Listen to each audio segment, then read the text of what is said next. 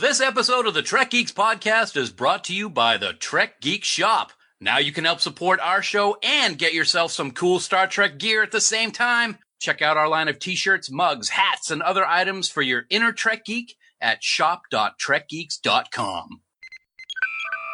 Hi, this is Andy Robinson, Elam Garrick on Star Trek Deep Space Nine, and you are listening to the biggest little podcast this side of the Gamma Quadrant.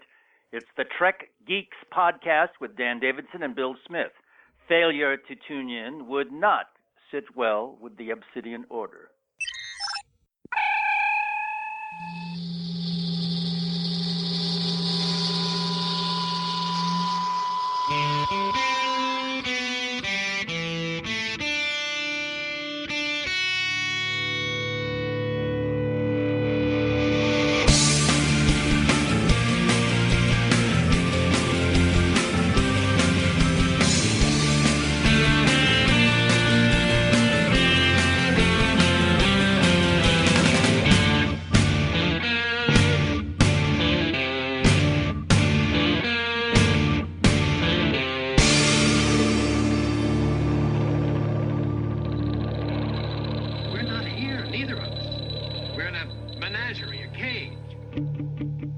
The biggest little show this side of the Alpha Quadrant. Welcome, one and all, to Trek Geeks, a Star Trek podcast, and episode number 85. I'm your co-host, Bill Smith, and we're all glad you're here. Thanks for downloading, thanks for listening, and thanks for continuing to support this, your independent Star Trek podcast.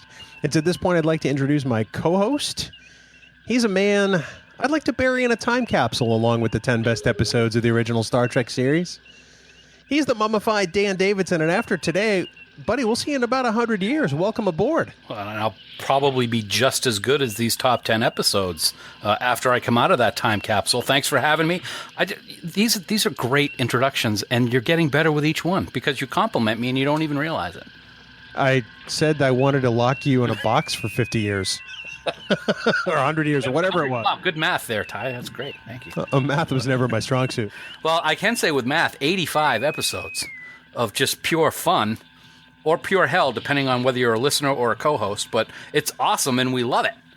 I never liked you. I mean, hey, buddy, I think it's great.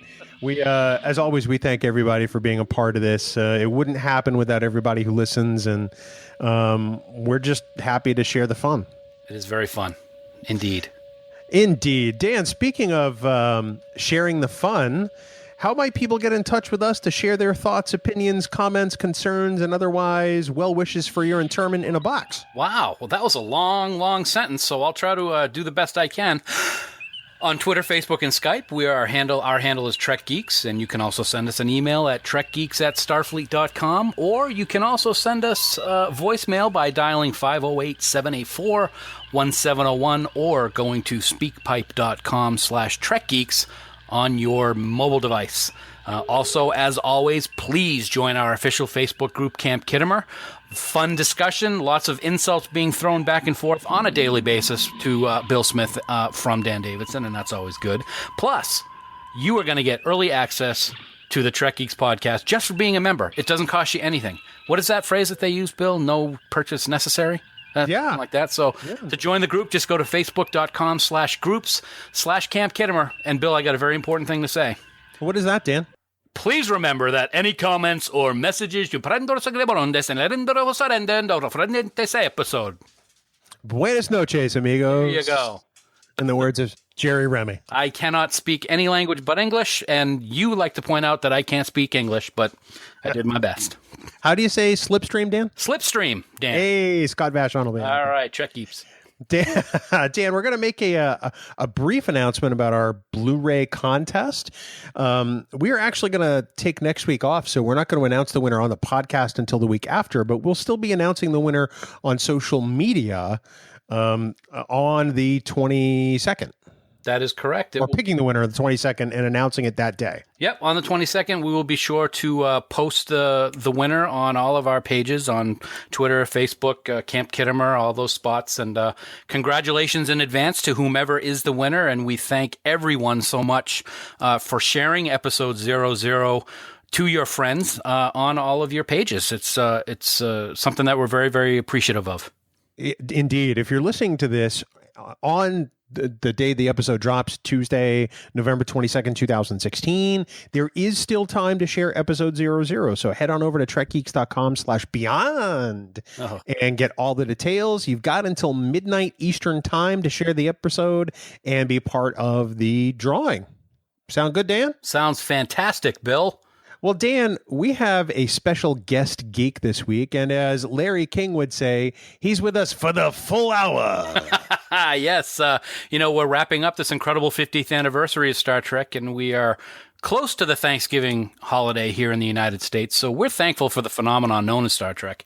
And we figured that as a special way of showing our appreciation for TOS, we wanted to have a special top 10 episode for the series that started it all. So what better way to have a ranking episode than to bring Mr. Trek Ranks himself on board to help out. Yes, he's an incredible Mr. Nichols cosplayer, and we are thrilled to have Enterprise Extra himself on the show, Mr. Jim Morehouse. Jim, you are crazy for joining us, but we love you for it. I can't believe I'm doing this show. Wait, wrong inflection. I can't believe I'm doing this show. This is awesome. Neither can we. Yeah. Especially after the restraining order. Very, very excited to be here. Very excited to talk little Trek Ranks and anything else you guys want to talk about for the full hour. For the full hour. Yes, we're thrilled to have you on board, Jim. I'd like you to take a few moments and talk about Trek Ranks real quick. If you could, and then we'll get into some other fun stuff. Well, TrekRanks.com is literally just a hobby. Last holidays, I'd always had my own rankings of all the episodes because I just love to rank stuff, especially stuff related to Star Trek. And during the last holiday break, I just needed to decompress from work, and I said, I'm going to create my own website, just put all my rankings up there. And I did that. And I also put in, a little bit of my backstory on when I was on an episode of Star Trek and fired the phasers and put the ship on red alert in an episode of Star Trek Enterprise called Awakening, which, by the way, is number 6 on TrekRanks.com for all Enterprise episodes. And so I just put it all on there, and I've just been having fun with it. But, most people know me on Twitter, my handle at Enterprise Extra, where I like to talk about one thing and one thing only. Battlestar Galactica. Exactly. How big a jerk Bill Smith is. Whoa. Both of those things have come up at one point. Maybe tonight. Well, Jim, we're going to have you in for the news segment. We got a couple of things to talk about, one of which I know is near and dear to your heart. And we'll do that right after the break.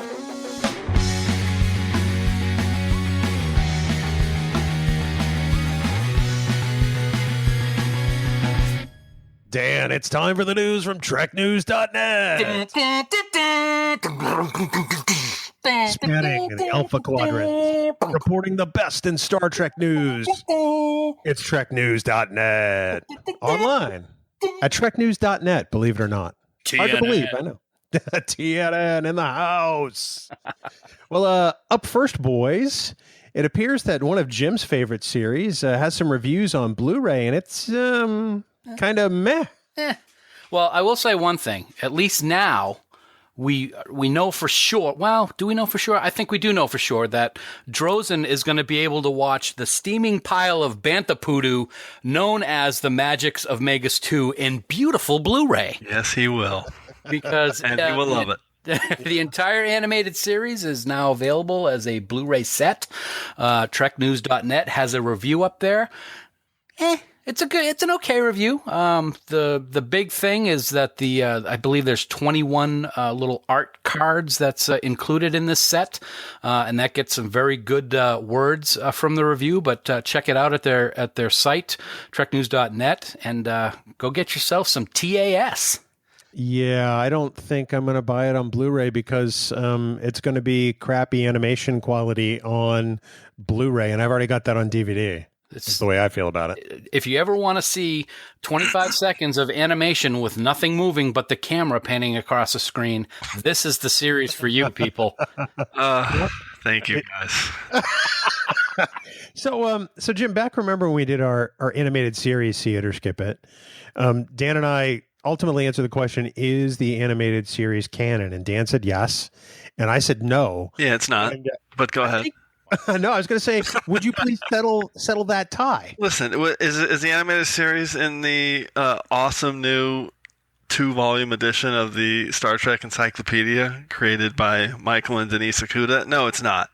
Oh, I didn't know that. And it's not in there for a specific reason, which they'll tell you, because of your face.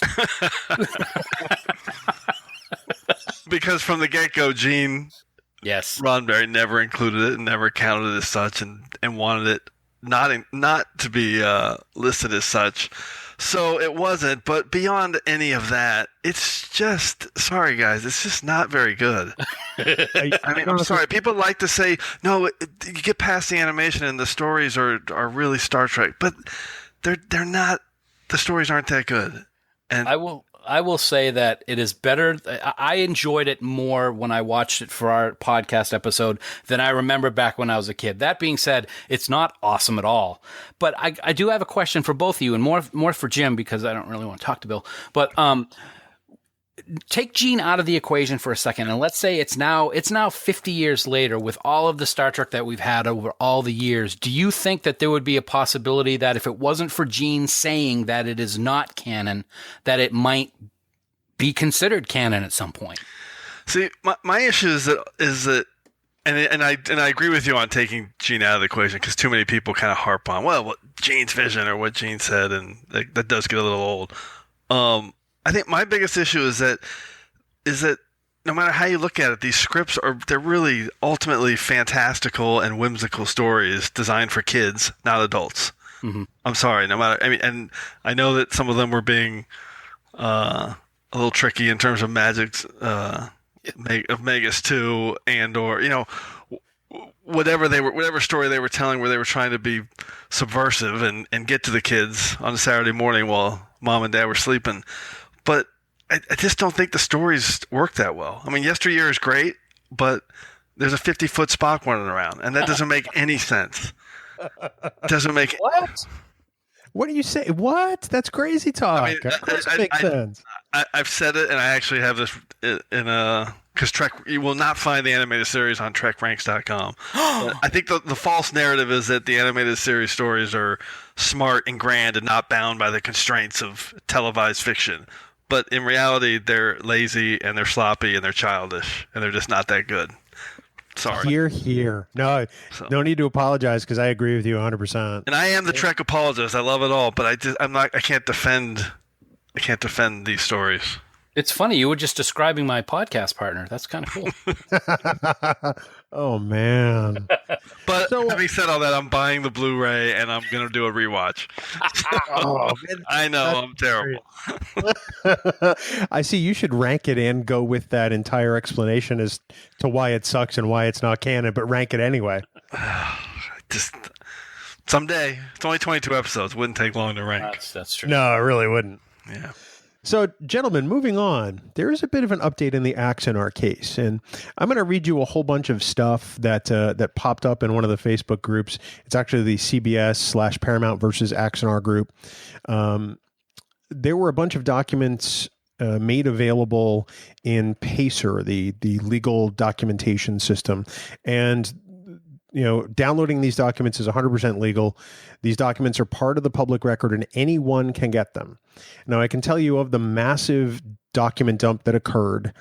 They contain sworn testimony and also the summarization of sworn testimony by people related to Axanar, and that these documents were uploaded by the defense. So Alec Peters' lawyers at Winston & Strawn. We want to state for the record, we're not lawyers in any way, or at least I know Dan and I aren't. Jim, I suspect you're not a lawyer. That is correct. But we are Star Trek fans, and I know in the case of Dan and me in particular, we were donors, so that's part of the reason why we look at this the way we do, and we've got some significant questions. Right. So let me read the first excerpt from the document in question. We'll put this document in Camp Kittimer so that people can see it, and it is this, quote, Robert Meyer Burnett, the director of Axanar, testified that this was an objective that he had discussed with Alec Peters and the co-writer of the feature-length Star Trek Axanar screenplay, Bill Hunt, stated while he was working on the film that, quote, "My understanding has been that we're trying to make the best independent professional Star Trek feature film that's ever been done, and in the process, to help build a successful independent filmmaking studio that benefits us all," end quote. So from that, it sounds like they've put on record something that is against their public narrative that there is no for-profit business. Would you guys agree with that? Jim, go ahead. Yes. That's I mean, you've laid it out perfectly. Because the narrative from Alec and from his sycophants, for want of a better word, for a long time is like, no, we're just building a studio to make the movie. And some people could call into the question the phrase benefits us all. But Dan, I think it's pretty clear what it means. It's very clear what it means. And it's very aggravating to be continually reading the changes in narrative that come from the side of the defense when it comes to this case. Anytime something is brought to the forefront, all of a sudden the narrative is changing. Well, when you got sworn testimony that we have here that we're reading, kind of makes it pretty clear what it was behind closed doors the whole time, at least in my opinion. That's how I'm interpreting it. So excerpt number 2. This is another summarization of sworn testimony, and it says, quote, "Further, emails turned over by Christian Gossett, the director of Star Trek Prelude to Axanar, show that Mr. Peters met with Netflix and Amazon regarding Axanar productions. Mr. Peters was exploring methods by which he could distribute high-quality Star Trek content without a license in order to enable him to continue to personally profit from plaintiff's intellectual property," end quote. So, the gall of this guy to call meetings with Netflix and Amazon to try to get Star Trek going there, even though he doesn't have a license. Thoughts? Unbelievable hubris. This guy, I mean, that's a lawyer word, by the way, for so you were being super self-overconfident. I mean, this guy, sorry, I don't say a lot on Twitter about the guy. I try to keep it positive, and I did not donate, but the whole Axanar thing is just, it's really gross. It's clear what it is. Anybody defending him is just being blind to the ego of this guy and what he's tried to do. I mean, the guy raised $1 million and it went to his head, and by all accounts, he was already kind of an egomaniac before that. But it's really sad. I get two things out of this excerpt that you just read, Bill. First of all, the stones to go talk to these major companies about using something that doesn't belong to him, and then saying that. Then changing the story about how it's not for profit, this, that, and the other thing. But I find it interesting that the very beginning of this quote, you said emails turned over by Christian Gossett. It's a good thing that Christian Gossett did turn over these emails, because it turns out that Peters didn't turn over thousands of emails when he was first meeting with lawyers. So I find that very interesting, and thank you, Mr. Gossett. No doubt. I can't wait to see what comes of all of this. Especially because, in looking at some of the other documents, many of which are redacted by the defense. So I'm not sure why you'd redact anything unless it makes you look bad. And there's a whole bunch of redaction, lots of black marks throughout entire paragraphs and sections. But oddly enough, this one document, not redacted. So let me regale you with the third and final excerpt regarding how donor funds were spent in part. Oh, this will be great. Yeah, so this... Awesome. Yeah, this is a direct quote from the document. I have not made any edits to this. Quote, "Mr. Peters personally profited from plaintiff's intellectual property by paying himself with funds raised from consumers of plaintiff's intellectual property and by spending tens of thousands of dollars of those funds on his own personal expenses. Mr. Peters used fan-raised funds to pay for the tires on his Lexus, to service his car, to pay for his gas, each and every week for nearly 2 years, to pay for his girlfriend's gas for the same time period, to pay for 2 years of personal phone bills for himself, his girlfriend, and Robert Meyer Burnett, to pay for his health insurance, his car insurance, his annual AAA memberships, his TSA airport pre-check fee, and his personal travel to conventions both in the United States and internationally. Mr. Peters also used these funds to pay for tens of thousands of dollars in restaurant meals. Mr. Peters and his girlfriend were provided with debit cards that they used to pay for these expenses from the Axonar Productions account, which account was populated with the funds contributed by Star Trek fans. Further, Mr. Peters' company PropWorks is housed in the studio facility that was rented and built out using funds from Star Trek fans. PropWorks has not paid any rent to Axonar Productions for use of this facility. End quote. Dan, we'll start with you. I want my frickin' money back. Yeah. I am so glad I didn't donate. It's amazing. And what's even more amazing is as we read this today is the podcast is coming out on the 22nd. Today is Friday the 18th as we record this evening. And Axonar actually made a statement today in regards to these documents, and they are hilariously ridiculous. That's the only thing I can say. So I'm not even going to read any of it. Go find it and read it online. But to see what our money was used for, and we have had nothing to show for it, and we never will see anything for it. Every single person who donated should be demanding that their money be refunded with interest. It's disgusting. And none of it's surprising. You didn't need these court documents to know that this is what the guy's been doing for 2 years. It's really pathetic. And I saw on Twitter, Robert Meyer Burnett was defending it on Twitter, and it was just like, dude. All productions have that paid for. Exactly. That's exactly what he said. And it's just like, really, you're hitching your wagon to this guy? I just don't get it. But it's a fan film. Come on. Well, you can't really give him a hard time because he's not really the director. Right. And by the way, that trailer they released, way back when, like, I guess in May or so. Oh my God. That was, god awful.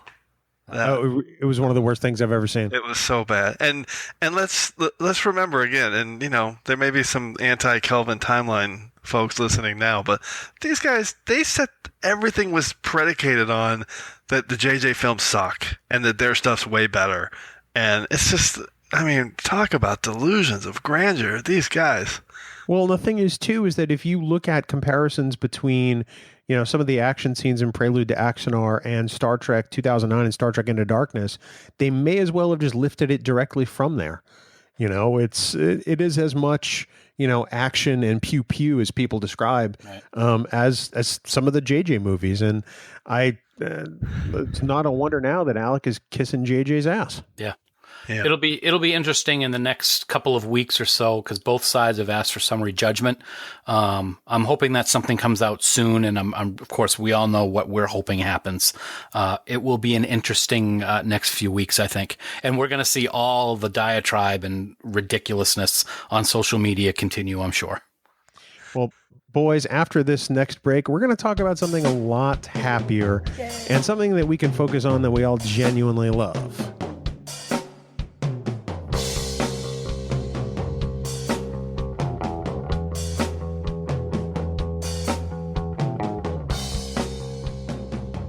So, Mr. Morehouse, Jim, if I may. Yeah. So we are going to do this segment in your honor, sir. We are thrilled that you're here. What we're going to do is we're going to discuss our favorite top 10 episodes of the original series, and we're going to do it just like you do on your website. We're going to have 5-word descriptions of the episodes that we choose, and then we're going to throw in a hashtag. Love it. And we would invite you to do the same thing with the episodes you pick. You're probably going to argue with us about what we pick, even though we're right. But we're just going to go from there. But what I would like you to do for us, if you could, before we begin, is when you went through your rankings, what did you do, and what was the thought process that you came about when you were doing these? Great question.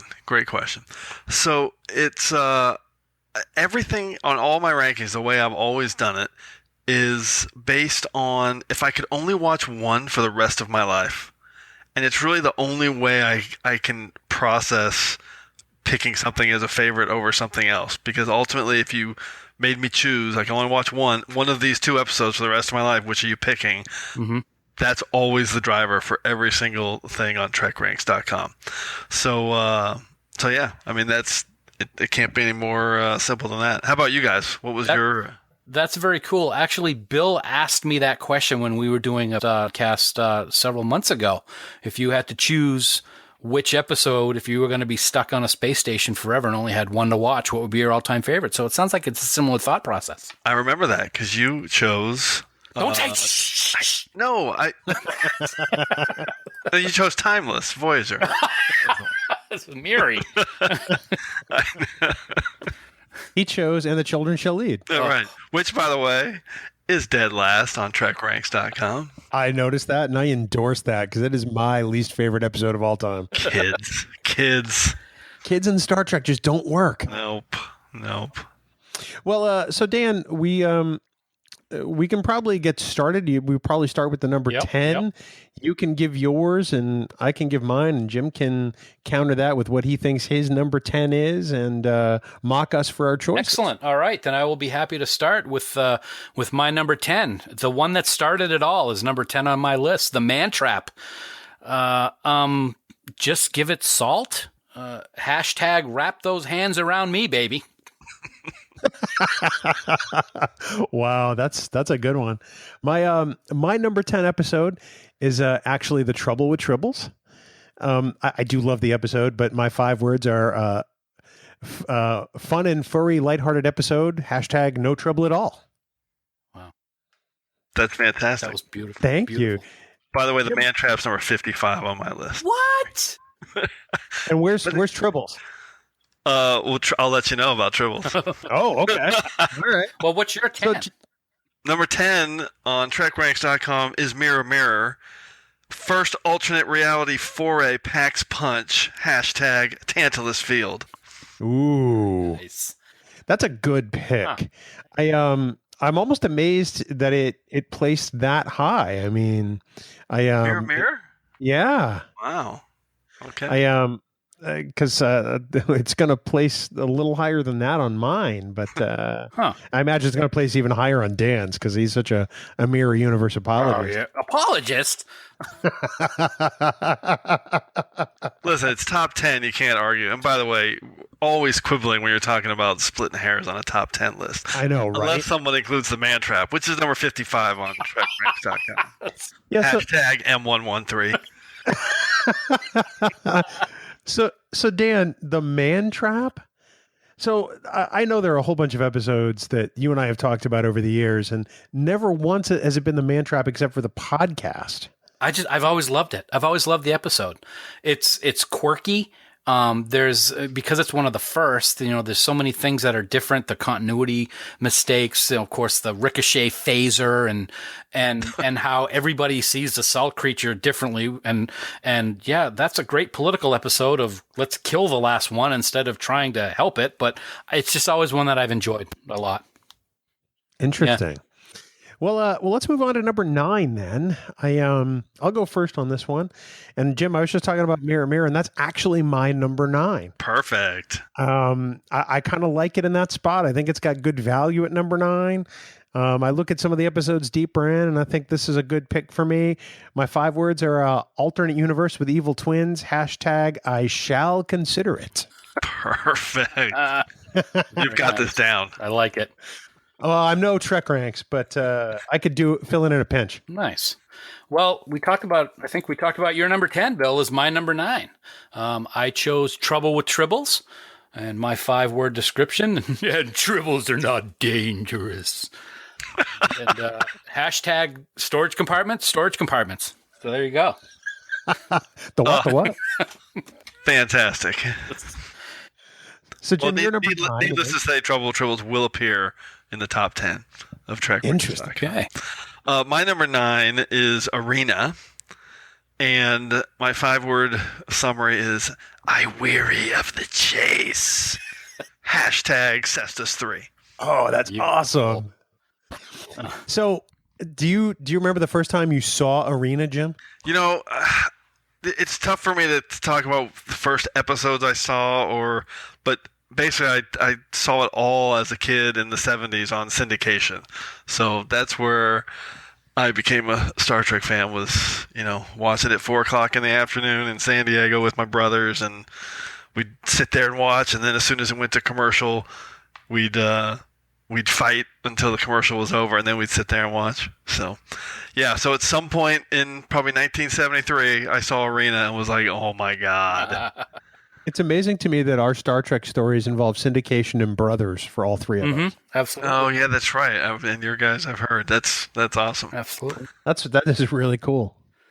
Well, Dan, let's take a look at number 8 on your side. Number 8, Errand of Mercy.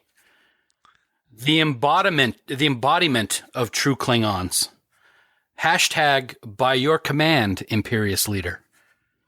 Interesting. Yes.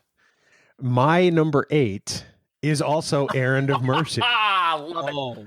Man, First appearance of the Klingons, hashtag too hot to hold. Nice. I think I'm about to shed a tear because my number 8 is Errand of Mercy. Get out of here. Kor's Klingon debut is glorious. Hashtag Organians. And I will say, for the record, I did not look at your list before I did my list. So that is wow. It's actually unbelievable. It's almost impossible that happened. That's awesome. Yeah, I didn't look at yours either. I knew the format from looking at some of the other ones, like say Enterprise and DS9. Yeah. But I tried not to look at your TOS list specifically because I didn't want to know what yours were in that order. So we all kind of have love in the number 8 slot for Klingons and Kor. Still, to me, the best portrayal of Klingons ever done. Absolutely. I agree. 100%. And the first. And here's a little interesting bit of trivia, which I got from Larry Nemechek, who put this on his Trekland blog. The first day of filming for that episode and for Klingon, not for that episode, but for Klingons in that episode, on the day I was born. Get Really? out. On the day I was born, No. January 27th, 1967. Really? Incredible. That's I love that. Awesome. That is amazing. Wow. Yeah, it's pretty cool. And, I mean, what are the odds? Wow. So you're older than us. I wish Spock was here to calculate the odds on all three of us choosing Errand of Mercy. Pretty good. Number 8. That's pretty awesome. I'm still kind of blown away by that. I think that's awesome. I'm willing to bet it's the only time we line up in this entire thing. Well, yeah. has to be. Man Trap was 55, so. So far, that's the only outlier of my top 10. Huh. So far. Interesting. So, all right. Well, let's take a look at number 7. I'll go first on this one. My number 7 is Arena. There were a whole bunch of episodes I chose ahead of it, and actually, I had to come back because I had put Errand of Mercy higher, believe it or not. And then I said, no, I actually kind of like Arena a little more than Errand of Mercy. And my 5 words are worst slow motion fight ever. Hashtag styrofoam rocks. Should have been hashtag actually the best. Nice. Wow. I do like Arena. My number 7 was the Tholian Web. Great McCoy Spock conflict episode. Hashtag locked in Mortal Kombat. Wow. That's cool. That is good. cool. And I respect that. It's number 24 at TrekRanks.com. 24? But You fool. yeah, but that's top third. That's high. All right. I'm good with the Tholian Web being top 10. That's a really good choice. It's a great episode. Yes. That is. My number 7 is probably going to surprise some people. But again, remember, my criteria is based on if I can only choose one, and I would pick the 6 episodes ahead of it to watch if I could only watch one. So number 7 is The City on the Edge of Forever. Really? Interesting. Probably a little low. But I stand by it. The 6 ahead of it, I love. So my 5-word summary was Spock's discovery dooms Edith Keeler. Hashtag a question. That's awesome. Nice. You know, I have to make a confession here, and that's I'll give you one spoiler about my top 10, and that is Sitting on the Edge of Forever is not in it. And I will second If that. that is unbelievable. I will second that motion. Wait, Dan, yours isn't Nope. in the top 10 Nope. either? We've had the discussion. Wow. We actually had the discussion with John Champion in regards to that. It's such a popular episode but none of us thought it was one of the best. I do remember that now, but I'm still stunned that you guys don't have it in your top 10. But I respect that. I totally get it. I never agreed with the premise from John and those guys that it's not really a Star Trek story, though. I don't I don't get that, but I understand if it's not. I think we can get a steel cage match going with you and him. That'd be awesome. Yeah. Well, but I'm kind of of the same opinion. I won't lie, because it is a great science fiction story, but there's nothing in it that is necessarily specific to Star Trek. It could very easily be, I don't know, it could very easily be Time Tunnel.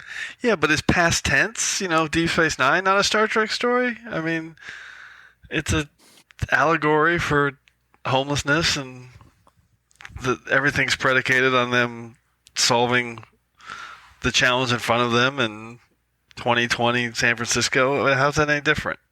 I don't get it. No, that's a good point, and it probably is not the most Star Trek of episodes, but I personally, for me, I think that the story is told a little better, maybe because it's in two parts. Yeah, well, past tense is very high on my list too. But I love past tense. Gabriel Bell. Anytime I can drop the Gabriel Bell, it's good. So, well, that's interesting. Neither Dan or I have sitting on the edge in our top 10. That is cool. And I don't like your hat. I'm not wearing a hat, mister. Okay. All right. So, Dan, let's move on to number 6. Okay. Number 6 for me was Gamesters of Triskelion. Wow. I don't think Jim's going to agree with that one, but I've always loved the episode. Kirk getting with Lady Gaga is my description on that one. And hashtag, it is less painful than the collar. Oh, that's a good hashtag. I love it. My number 6 is kind of, it may be a surprise. My number 6 is actually Devil in the Dark. And my 5 words in a hashtag are shaggy carpet attacks dilithium miners. Hashtag no kill eye. Yeah, I knew that was going to be your hashtag. It kind of has to absolutely. be, It has to be. Yep. How could it not be? Wait, so I actually love the Gamesters choice because it is number 21 on my list, and that's higher than a lot of folks would have the Gamesters. I don't know if you guys follow Trek Fan on Twitter, but he's got it way lower. But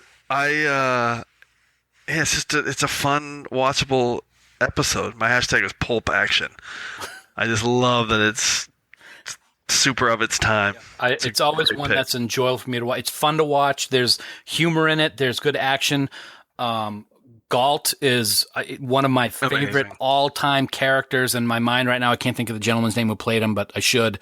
I love him in that. I love him when he plays a Klingon in Deep Space Nine. So it's one of those ones that I will stop and watch it if it's on TV and I'm flipping through the channels. Joseph Ruskin. Thank you, sir. I always forget his name. Also from To Serve Man. Yes. Yep. That's my favorite Twilight Zone episode ever. Yep. It's the best one they ever did. It really is great. That's one of the only ones I have on DVD, believe it or not. My favorite Twilight Zone episode is the self-improvement of Salvador Ross. Look it up, people. It's an awesome episode. Get out. I think I've seen that one. It's really good. Interesting. Yeah. So, But I don't have TwilightZoneRanks.com. I think you should. So, Jim, did we hit your number 6? So my number 6, you guys have both already mentioned in your top 10, is The Trouble with Tribbles. okay.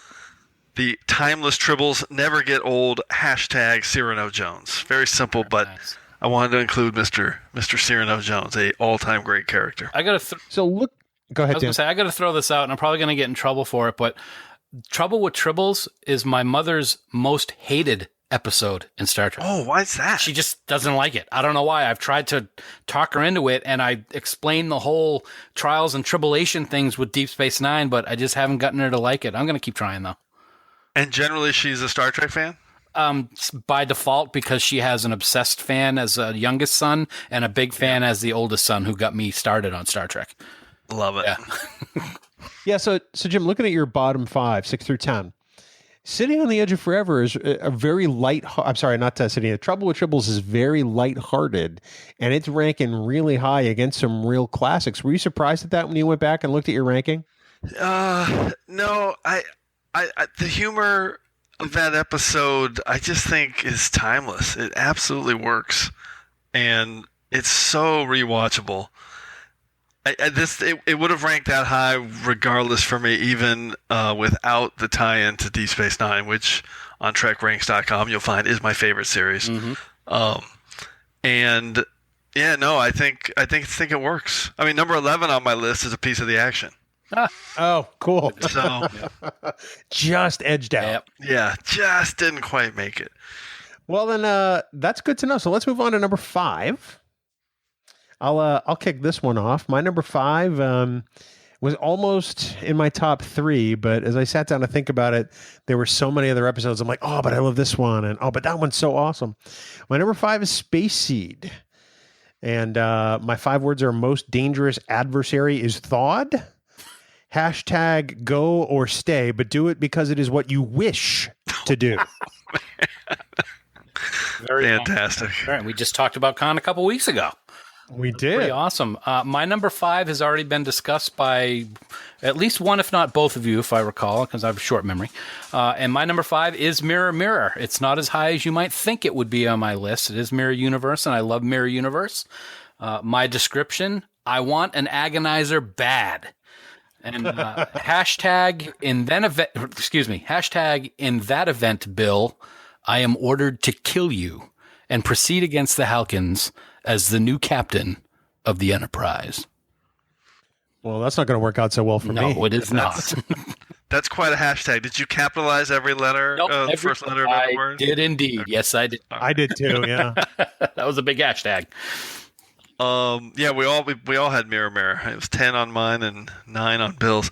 Space Seed is an interesting choice. So for me, it drifted down to 13.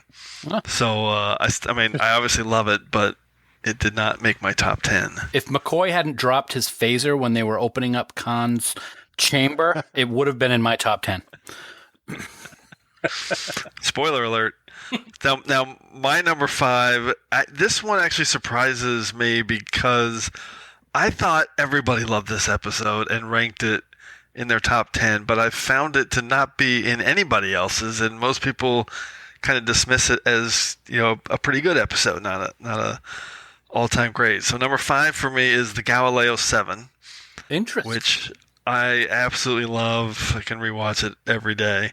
My 5-word summary is: epic gamble ends Spock's command. Hashtag always alternatives. Wow, that's actually that's a great pick at that position. I got to tell you. Huh. I don't know. I just think it works on every level. I love I will say also the remastered version of that episode is beautiful. Oh, so great. Yeah, absolutely. It's much better too. It's interesting. You talked about how people perceive that episode, Jim, and I'm kind of one of those people. It's a good episode, but it was never one that kind of cracked the top, say, 15 or so for me. I'll watch it if it's on, but I have a hard time getting past the giants with the oversized shields and the gigantic missiles for spears. Yeah, their spatial geometry on the shields and spears is not quite up to snuff, but yeah, I don't know. I love it. It is funny though. I always thought everyone, thought it was right up there like Mirror Mirror, Arena, and the rest of them, but I've found that not to be the case. But I love it and can't watch it enough. Mostly because of the end. I mean, when Spock, releases the plasma to send up the flare, so good. Excellent. Such a great episode. Yeah, it really is. Good pick. Yep. Good pick. Great pick. So I guess that puts us at number 4. Is that right? Good job, Bill. You're doing great.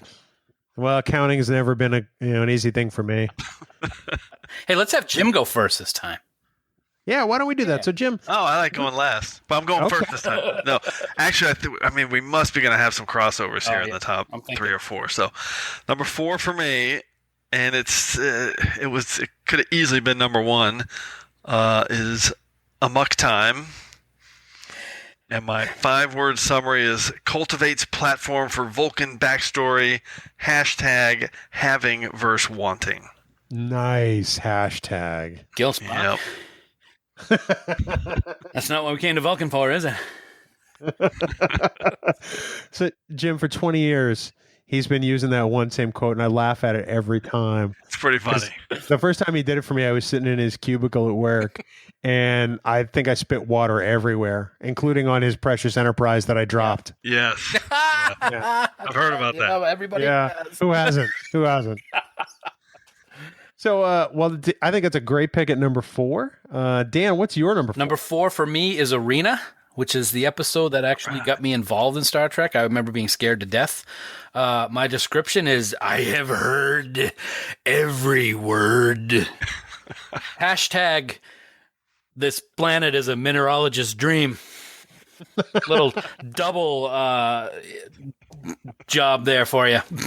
A little twice the Kirk. That's awesome. My number 4 is one that was almost number 1, but the more I thought about it, the more this episode ticked down a little bit more, and it's the Doomsday Machine. Awesome. I do love the Doomsday Machine. I love the remastered version where the Constellation actually looks like an actual ship and not like a model that's been kit bashed. My 5 words are, you might recognize them. There was, but not anymore. Hashtag Moby Dick. Very nice. Because we're talking about essentially Moby Dick in space for the Commodore. So it is one of my all-time favorites. I can watch it and never tire of it, but it's not my number 1. I gotta predict that it's going to be in both of our top 3s as we move forward. But who knows? Maybe not, Dan. I don't know. See. We'll find out. Dan is squirrely. So number 3, we Jim, why don't you go first again, buddy? Okay. I was fascinated last time. Again, also could. By the way, Amok Time features T'Pau, who's also in my episode of Star Trek Enterprise. Yes, she is. Yes, absolutely. That's right. The hot version. Which is really cool. Now wait, Celia Lovsky was hot. Yes. Yeah, that's true. Okay, number 3 for me, again, could have easily been number 1, is Balance of Terror. Nice. And my 5-word summary is tension builds, never lets go. Hashtag, I could have called you friend. Oh, that is so good. It's a good hashtag. Yeah. That's why you're the professional at this, and we are just posers. That's right. We're copycat. Haters and drama queens, all of us. And desist thee. I cease thee. I'll go number 3 next, and Dan, then you can wrap it up afterwards. Okay. My number 3 is Amok Time. Yes. It edged out the Doomsday Machine a little bit. It edged out Space Seed. I mean, there's nothing to dislike about this episode. 5 words. I have killed my captain. Hashtag Crika. That's T'Pau. All of Vulcan in one package. How can I back out in front of her? Sorry. that was no neural paralyzer. All right, so my number 3. Well, we're all getting the same episodes now because there are no bad episodes at this point. Of course. Doomsday Machine is my number 3 choice. Of course. My description is General Mills' bugle destroys planets. And hashtag we are stronger with you than without you. Perfect. Nice. Love Decker in that episode. I love the fact that they made Decker in Star Trek 1 his son. So there was some good continuity there. It's just a brilliant episode. And like you said, Bill, the remastering, that may be the best remastered episode of all 79. It was phenomenal. Agreed. It was the first one I watched remastered. I did same with me. Yep, absolutely. Yeah. They did such a good job. And let's, for your hashtag, let's give a shout out to Mike Rittenhouse of 5-Year Mission. Nice. For that awesome refrain in the Doomsday Machine. Oh, without a doubt. Yep. Absolutely. So good. Awesome. So, gentlemen, number 2, and I think this time we'll have Dan go first, and we'll have Jim wrap it up. Dan, what do you got at your number 2 spot? Your penultimate listing on this top 10. It was tough. I mean, I had to wrestle with it, but I decided to stick with my number 1. So my number 2 is Balance of Terror. My description is ultimate space cat and mouse. Hashtag, he is a sorcerer, that one. He reads the thoughts in my brain. Nice. Great episode. It's perfect Star Trek. I love it. Absolutely love that episode. Fantastic hashtag. My number 2 also happens to be Balance of Terror. And who knew? Because Dan, I didn't know any of your rankings before this. My 5 words are classic submarine battle in space. # they look like Vulcans. That's perfect. All right, my number 2 is the Doomsday Machine, and you'll see that with the 5-word summaries and the hashtag, sometimes go for a little humor, sometimes go for poignancy. On Dan's Doomsday Machine, I think he said something about a bugle. Mm-hmm. So my 5-word summary of the Doomsday Machine, my number 2 choice, the Doomsday Machine, is whirlwind pace, epic production, masterpiece, # Decker. Nice. William Wyndham is just so Incredible. Phenomenal in that episode. He is phenomenal, and it's unfortunate that in one of the fan productions they brought him back in what I thought was just an insult to the character. But we won't worry about that. The job he did as Decker was just fabulous. Yeah, it's an episode that could have easily been number 1 for me. Absolutely. It's, like I said, I love it. Whenever it's on, I will sit down and stop what I'm doing and watch it. That's how good it is. Yep. I didn't know we were going to get a soundtrack out of this. That's great. Like a Jaws. I can't wait to hear your guys' number 1. Although I think I know Dan. Yeah, I was doing the math. But I don't think I got Bill's. Mine, however, is a little bit of a surprise. So let's do it. Well, all right. Well, I'll go first on number 1. Betcha. And I'll back it up with why it's number 1 over all of the others. My number 1 is the Corbomite maneuver. My 5 words are who we say we are, # Tranya. Oh, a nice simple hashtag. Yeah. Well, I've thought about this. This episode was my gateway into Star Trek. That's part of the reason why it's at number 1. But I think that at the end of the day, it does, for me, I think the best job of putting the philosophies and the ideals of Star Trek on display. It's Mission Log has used this phrase before, and I've used it, too. It's like, the crew in this episode is who they say they are. They're humans who were evolved and chose not to retaliate or kill, and instead they befriended Ugly Baby. Yeah. And Bailey gains a new understanding and ultimately decides to step away from some of his issues. And I think it's a great treatise on the potential for humanity. So that is, for me, hands down, why it's number 1 for me. Excellent. That's awesome. I was going to say the key point for that episode is when all's said and done, and they've bluffed their way out of it, and they're leaving, and then we're gonna go back and help them. Yeah, and it's like, we are the guy who was just trying to kill us. I mean, it's just so well done. Absolutely. It's pure Star Trek. By the way, it's number 12 on my list. Love it. Awesome. 12. And my 5-word summary is Baby Clint Howard never disappoints. That is so true. He doesn't. And those teeth are gnarly, though. So great. Yeah, that's good. I was going to say, Bill, I'll get to mine in a second, but what I was going to say about that episode is it's too bad that back when TOS was done, they didn't do things like they did with TNG, DS9, or the other spinoffs, and have episodes later on down the road that came back to a specific episode. It would have been great to find out what happens with Bailey at some point. It's too bad we never found out. But I've got a surprise for you. Yeah. Really? My number 1 episode was, in fact, the Corbomite maneuver. The surprise is that I can say it correctly. That is actually the first time it's ever happened. I know, exactly. Description of the episode: Enterprise fights an oversized Epcot. And the hashtag Bailey, you're relieved. It is just my all-time favorite. I never get bored of it. I never will. Love it. It would be the one that I would take with me if I was going to some deep space station by myself forever. That's it. Wrap it up. I love it. It is amazing to me how much people rank that episode so high. And for such an early episode. Yeah, for sure. Yeah. And listen, it is Star Trek at its core, probably unlike any other episode. It really does the job.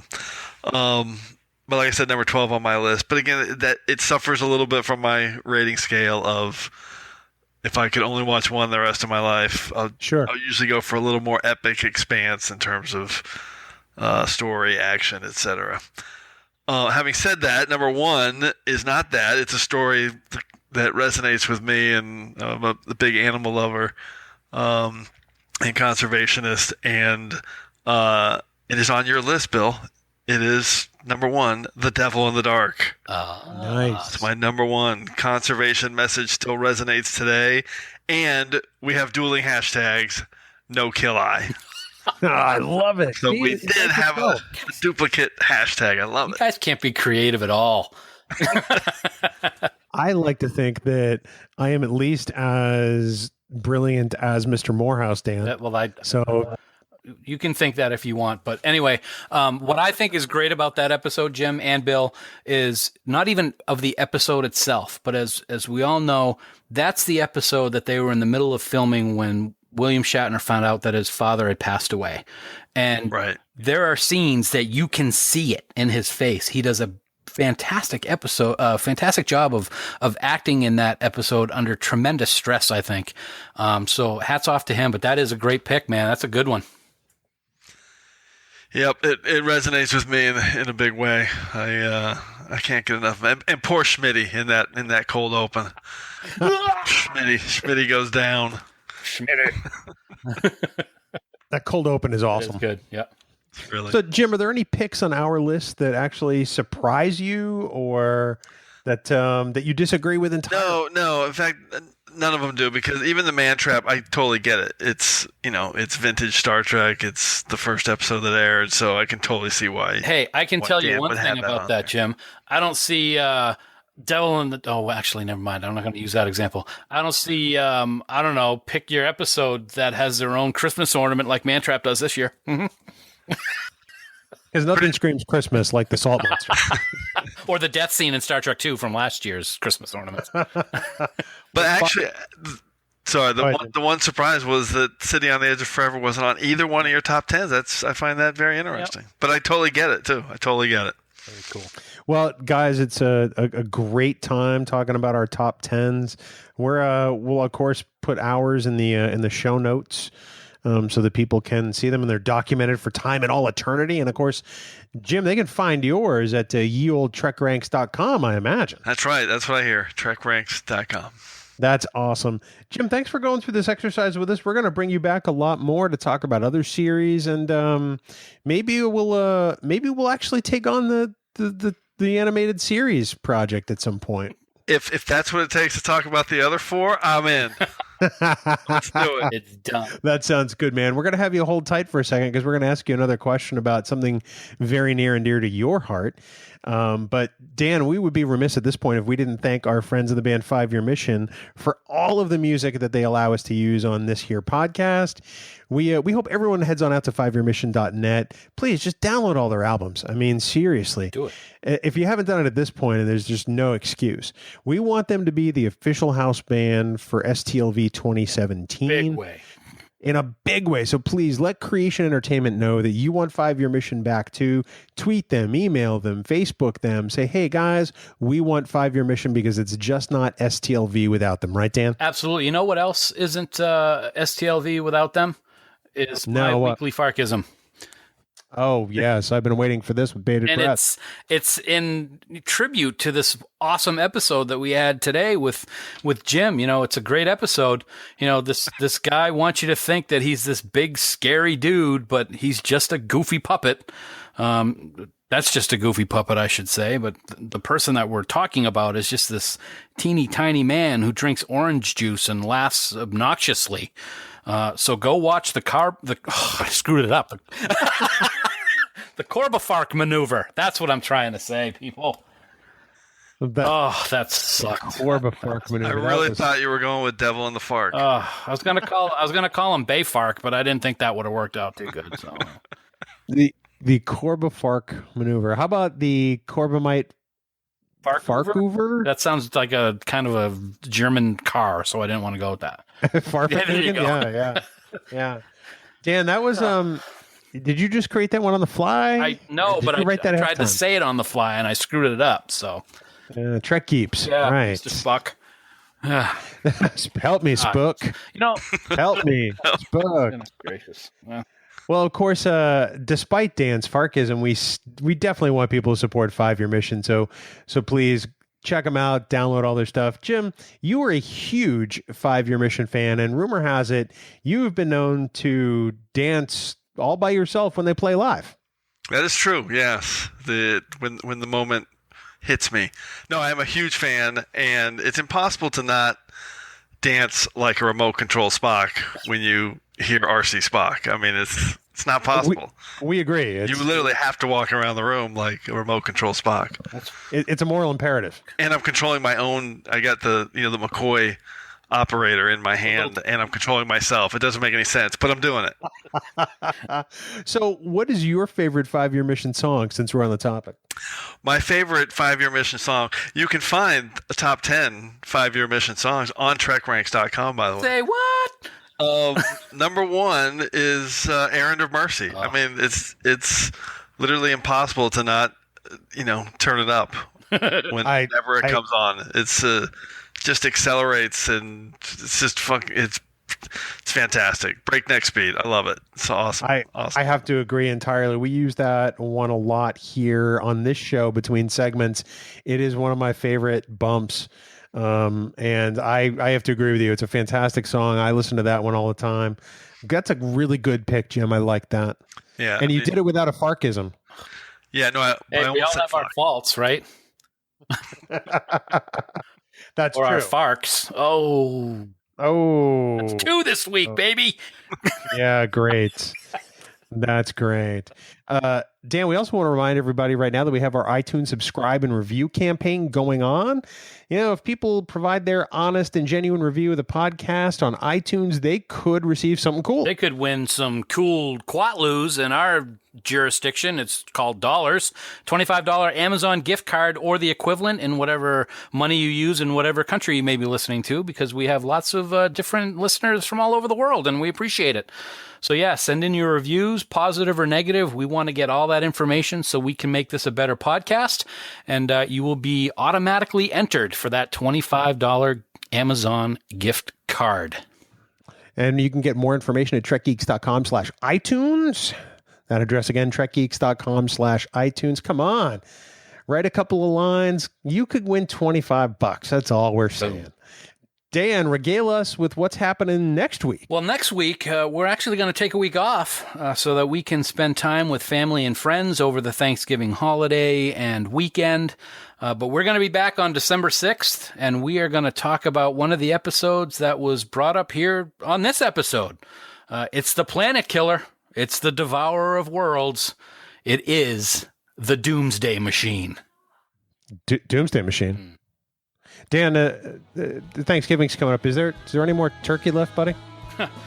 There was, but not anymore.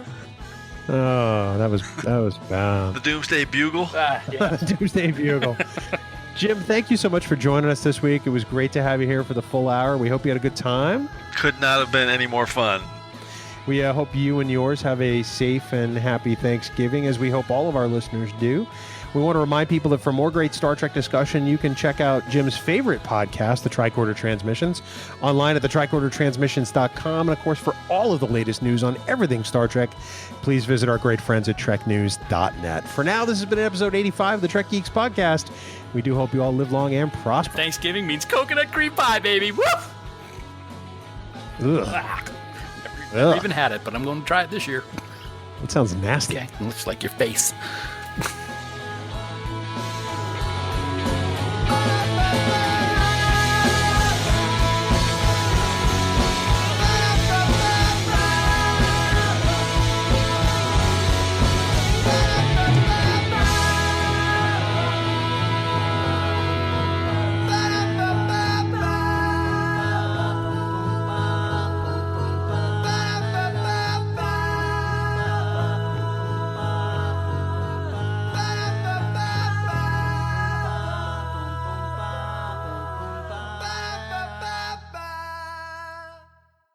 Hey, boys. All right. We really have to have Morehouse on tonight. This was your idea. So arrogant. Yes. Oh, is he on yet? Yes. Jim! I'm LinkedIn, but I didn't catch that, so we're okay. I good. Yeah, you're awesome. Really, it sounded like you said that he was a jerk. No, I said you were a jerk. No, I think he Oh. said TrekRanks.com is his favorite website to explore the wonders of Star Trek. Pornhub, Trek Ranks, they're both the same. Why you got to do that? I'm giving plugs everywhere. Oh! I love your 5-year mission ranking. Yes. That's good. Had to include that in there for the boys. That's good. And I have to say, I agree with you on number 1. It's also my favorite bumper of the songs we use between segments on the show. Such a good song. Oh, it's fantastic. Such a good song. Are you done Incredible. sucking up to 5-year mission already, Bill? Wow. Well, unlike I you, don't that have to didn't suck sue up. me. They took me to court. I don't have to suck up to anybody. But it was a tie, so I love them. Oh, you didn't get convicted? How did that No, happen? the judge could not find anyone at fault. Wow. No, that's not what she said. I don't care what she you said think was she said. there wasn't Fark- enough evidence. Fark actually was texting to me the other day, and he said it was a tie. So That doesn't mean she couldn't find anyone at fault. It just means you didn't suck enough on paper. wow. Okay. By the way, And Bill, what do you think of song number 2? It's Cat's Fark. Cat's Fark is fantastic. You know, in fact, dude, I love your whole list because I can hear the intros of each one of these in my head. Yeah. Colder in Russia has become a favorite bumper Oh my for me. God. I think it's I going Mud up is a on my fan- list. I Mud is a fantastic song. I don't like the episode, but I love that song. Yeah. And RC Spock, I mean, we debuted that on this show, Oh, yeah. and I've loved it ever since. Yeah. What do you mean you don't like I'm Mud? I'm going to kick you. Oh, sorry. oh, this is- Ooh, good so we're gonna- times. Good times. We're going to do a little news. So we're going to do a little 10-second break after we introduce you Yep. and stuff like that. We usually take 10-second breaks and stuff. There's usually just awkward silence. We'll do the news from TrekNews.net. no fapping. No fapping. We're going to do a story on the TAS Blu-ray, and then we're going to talk about Axonar and their legal filing. Oh, Some of the exciting. quotes- How exciting. Some of the quotes from the unredacted document Oh that the my defense God, uploaded. what a bag. Yep, okay. Yeah. That is You- awesome. You'll feel free to say whatever you want. I take notes and bleep Yep. accordingly because we try to keep our clean rating for India. I am prone to curse. So Not a problem. all right, I'll be careful. But After man, that guy. Oh, tell me about it. Anyway. Tell All me right. about it. This is awesome. I cannot wait. Let's do it. All right. Actually, I'm going to copy this doc to our public folder so you can at least see it, Jim. Okay. Is it going to be on the Zencaster? Zencaster there. I'll send you. Well, I got to put it in the public folder first. Oh, okay. So give me 2 seconds. Oh, the entire document. Yeah, I figure I'll put the document there, and that way you can Sounds. pull it up in a browser and be a ninja. What was with the Richard Dawson voice there just now? What are you talking about? You're like, I get no idea what you're talking about. okay. I heard it. You're a big jerk. Survey says. Ding, ding, ding, ding, ding. All right, let me move this to public. Stand by to stand by. Stand by to photograph. Oh, God. Check the circuit. I knew you wouldn't let me down.